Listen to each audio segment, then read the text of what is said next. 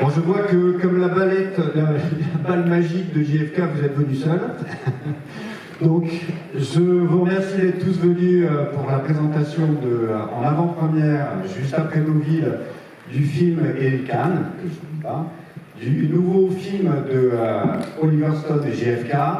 Je vais rapidement vous rappeler quand même que Oliver Stone, c'est, outre la plume de Midnight Express, de Scarface, de L'année du dragon, c'est l'homme qui a écrit sur un sujet qui lui tient énormément à cœur, qui était la trilogie du Vietnam, avec Platoon, né un 4 juillet entre ciel et terre.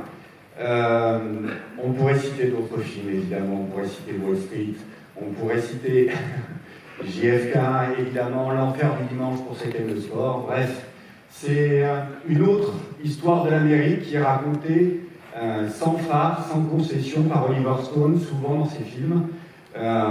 J'aimerais le décrire comme un combattant de la vérité, avec une vraie morale et un vrai sens pour trouver réellement les faits qui permettent de voir autrement l'histoire telle qu'elle nous est racontée. Je vous demande d'applaudir Oliver Stone.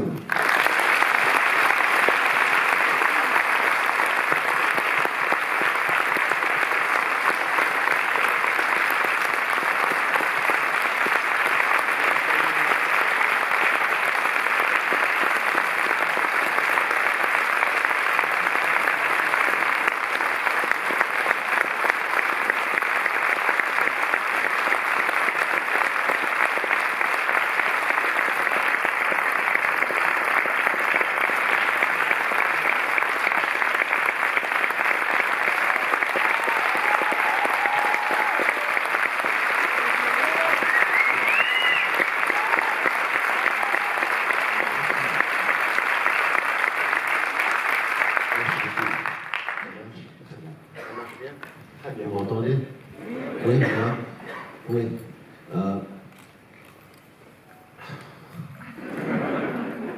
Mon copain, son père et lui, quand il avait 16 ans, était là il y a 30 ans et il a regardé le film dans ce théâtre. Il m'a dit que c'était pour lui une grande expérience qui a changé sa vie. Et la France était très gentille, généreuse avec moi, avec ce film particulièrement. Je crois parce que vous adorez le président, et vous avez raison. Il y a beaucoup de raisons pour lui de non réaliser. Je vais en anglais maintenant parce que quand je parle des concepts un petit peu abstraits, c'est plus facile pour moi en anglais. Monsieur Kennedy, les détails de cette affaire qui sont incroyables sont dans le film. Tu verras, tu te rappelleras. Tellement de détails, des detours that take you, scenery that take you away. But I think the biggest thing to remember is that when Mr. Kennedy was shot and killed and removed from office, the history, the mythology was and remained until this day that he was an attractive, charming president, short-lived, and that he was an idealist, loved peace, but never did anything. And when he died, Mr. Johnson, Lyndon Johnson, took over and continued the idea that Kennedy wanted to implement. I can tell you, this is rubbish. This is pure historical rubbish. You must not believe it, and you will. Many people will believe it because they're brainwashed, because propaganda comes out all the time. But believe me, everything changed in foreign policy, especially with Kennedy. With his relations with Vietnam, with Cuba, with the Soviet Union, with Africa, big changes, Indonesia. Everywhere in the world, Johnson reversed his policies except on civil rights. Everywhere in the world, Johnson reversed his policies, went to Vietnam, and here we provide proof that he was getting out of Vietnam. You have to understand, Johnson replaced him with the opposite regime. But history will tell you, soothe it out. Johnson continued the policies of Kennedy. Nonsense. That's all I ask you to think of when you watch this film for motif. Yes. Oui, Oliver disait que quand on regarde souvent les livres d'histoire, on s'aperçoit que Ce qui est écrit, c'est que John Fitzgerald Kennedy était un président démocrate, un peu idéaliste, qui a pas fait tellement de choses, puisque il a été assassiné assez rapidement, plein de bonnes idées, et que en fait Lyndon Johnson a pris sa suite et a continué son œuvre et a continué sa politique, et en fait c'est complètement l'inverse, c'est-à-dire que Lyndon Johnson a continué la guerre au Vietnam, s'est engagé avec les complexes militaro-industriels, etc. Et tout ce qui est écrit est un non-sens et rubbish, je pense que je ne vais pas vous le traduire, hein, il y a l'idée à mettre à la poubelle, bref. Donc voilà, c'est ça que le film veut prouver aussi, c'est qu'on a arrêté une part de l'histoire et une part de liberté. And it ties today, obviously, because ever since President Kennedy was killed, there are two things that are very clear. After he died, murdered, the military-industrial never was checked. It continued to do what it wanted to do. It grew into a huge monster. Two, the intelligence agencies, CIA primarily, but the other agencies that we have, all of them grew in autonomy and importance. The CIA has been unchecked, and that's one thing that Kennedy was trying to do, was to stop them from doing the things they were doing without permissions. He paid for this with his life, but we must not forget the lesson.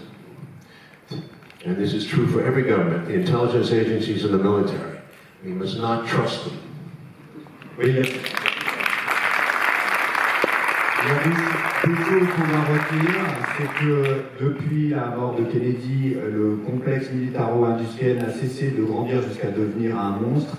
Et les services secrets, la CIA, mais les services secrets en général, n'ont fait que croître aussi, gagner en autonomie, gagner en puissance. Et c'est deux choses qui ont coûté la vie à Kennedy, parce que Kennedy voulait avoir un contrôle sur les services secrets. Il a payé le prix fort, celui de sa vie. Et c'est une leçon, outre aux États-Unis, c'est une leçon qu'il faut toujours retenir dans n'importe quel pays. Merci.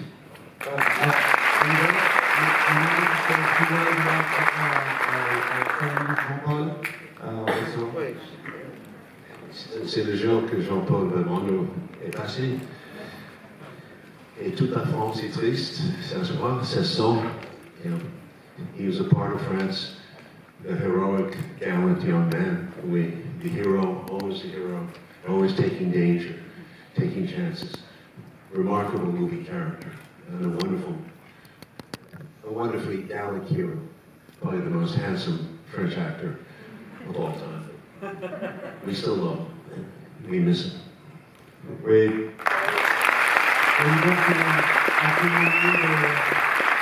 Je crois qu'il y a beaucoup d'adjectifs qu'on pourrait attribuer à Jean-Paul Belmondo, un héroïque, le charme à la française aussi, une espèce de courage, de héros. On parlait comme Charles Bronson, comme Clint Eastwood, etc. Voilà. Et, donc il voulait lui témoigner aussi toute l'affection, parce qu'il sait que la France est très triste forcément ce soir. Voilà. Bon film, bonne séance. On reviendra après avec Oliver pour continuer une fois que vous aurez... et soyez très, très vigilants sur les détails, ils sont importants. Merci.